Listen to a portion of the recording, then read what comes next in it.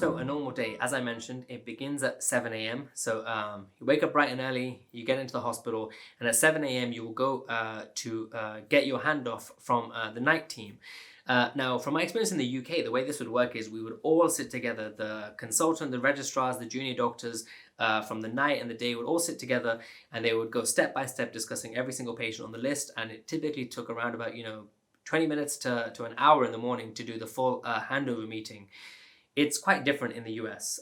So the way it works over there is you basically just have your handoff with the resident who had your list of patients.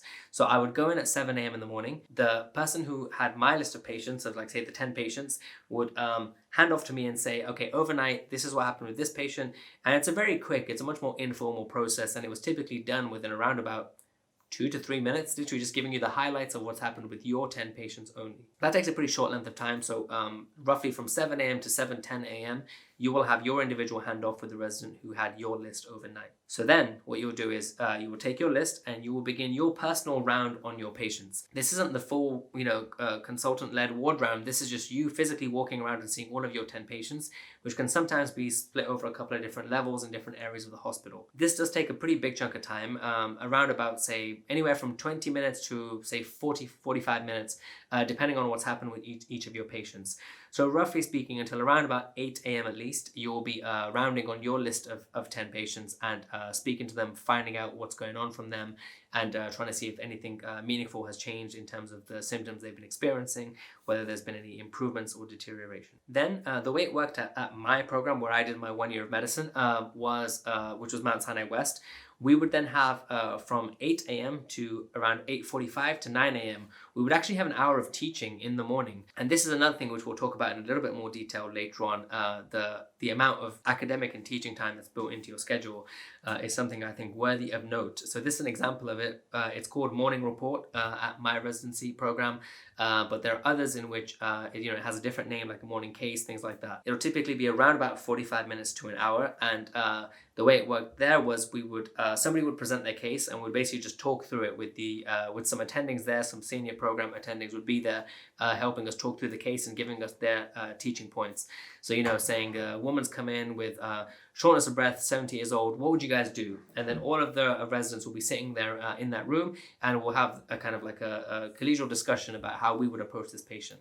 And it's a great opportunity to learn about common medical cases that you'll see, and how these supervisors and these colleagues of yours would approach it. So that would typically take around about 45 minutes to 1 hour. Once you're done with that morning teaching of some variety, around about 8:45 to 9 a.m., you would then go back and start trying to do some of your progress notes and doing like a general chart review. So as part of your morning routine, you'll then have your list of 10 patients on your electronic medical record, and you'll then go through checking on their vital sign changes overnight. Did anybody have a run of tachycardia? Has anybody's blood pressure been going down? How the blood glucose is looking, and monitoring their labs, checking to see whether their white count's gone down, if you're treating someone for a pneumonia infection, things like that.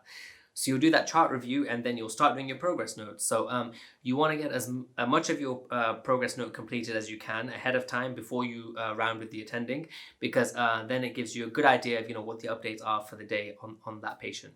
So you spend some time around about, say, 9 a.m. to, say, 9:45 doing your chart review and doing your electronic medical record update. Then in my intern year, we had what we called an IDR round, so an interdisciplinary team round, around about 9:30 or 9:45 until 10 o'clock. It's very brief. But what that involved is that's when you go and speak to the social worker, the nurse manager, the case manager, the physical therapist, and you just briefly go to them and say, I have 3 patients on this ward, because each ward typically has a different team. And you say, my updates for these 3 patients are they're still medically active. For example, we're still waiting for them to improve their symptoms of their pneumonia. But it's really important for us that we do get a physical therapist eval on this patient today, because we want to plan for discharge once they're stable. And we'd like to know what your recommendations are for whether they need to go to a skilled nursing facility or whether they're safe to go home with home physical therapy, for example. So that's where you do the interdisciplinary round part. It's very much you responsible for your list of patients, and you're there fronting up and giving everyone what the medical perspective is and discussing the plan for each of those patients. Then it's typically around about 9:45 or 10 a.m. again, same time range, let's say 10 a.m. That is when you will have your round with the attending. Now, what's interesting, this is something else I found that was slightly different from the UK. In the UK, the way I remember it always being from my placements is that we would all travel as one massive convoy. So it would be the consultant, the registrar, the F2, the two F1s, and then the four confused-looking medical students would all rotate as a big mob, basically, in each of the wards. And you'd go into each bay and you'd struggle your way in. And then I remember it was always my job as a medical student to try and draw the curtain. It's the only way I could be useful. And you will squeeze that curtain around the big group of you, and you all ask that one confused-looking patient, how are you feeling today? And they're wondering why there's so many people asking me just, whether or not I've peed in the last 12 hours. So that is what a ward round came to be for me in the UK. Is it would be this massive group endeavor that would take around about, anywhere from 2 to 4 hours, depending on how many patients we were rounding on. It was very different when I moved to the US. So in my intern year, the way that it worked for us when we were doing our round is that we'd be sitting at a desk in a conference room, or we'd be sitting in one of the computer rooms, and the attending would come in and we would run the list, as they say. So what that means is each intern would take turns going through their patients and just giving an update to the attending, not at the bedside, just giving the attending an update and telling them this is what's happening with this patient, etc., and discussing the case with them. At that point, the attending will, take the chance to do some teaching, or to recommend that you look up certain things for the next time you round. But on the whole, you would actually not go to see every single patient that's an old patient from your list in person at the bedside with the attending. So it's very much you do your own, you round on them yourself, you give the attending the update, and you discuss it in a separate room somewhere else. And then for new patients that you may have, new admissions overnight, things like that, those are the only ones you would typically go to the bedside with the attending. And that's when you would discuss the case with them next to the patient. For all other patients, you just round in a conference room, which I thought was much more comfortable, and which my calves were very happy to hear, because I remember they'd always just be throbbing by the end of the 3-hour ward round here in England, whereas over there it was a much more comfortable setting. Take it as you will. Some people, for example, love bedside rounding. Some people love the bedside teaching aspect. In America, typically the bedside teaching will come only from the new patients that you go to see. It won't be on the old patients that you are already familiar with. You'll run the list with your attending, and by the end of your 10, you'll say that's everything. And then at that point, the attending will then go off and see every single patient by themselves separately. So once you've given them the update, that kind of equips them to be able to go off and do their own rounding, and then speak to each patient by themselves. So in this timeline, roughly from 10 a.m. to around about 11 a.m., you will run the list with your attending and discuss, for example, which patients need consults to be called and things like that. So then from 11 to 12 o'clock, that's a time for you to start finishing some of the progress notes you've already discussed, and maybe putting in new details that the attending is saying in terms of the changes of the plan. And also that's the time when you want to call your consults.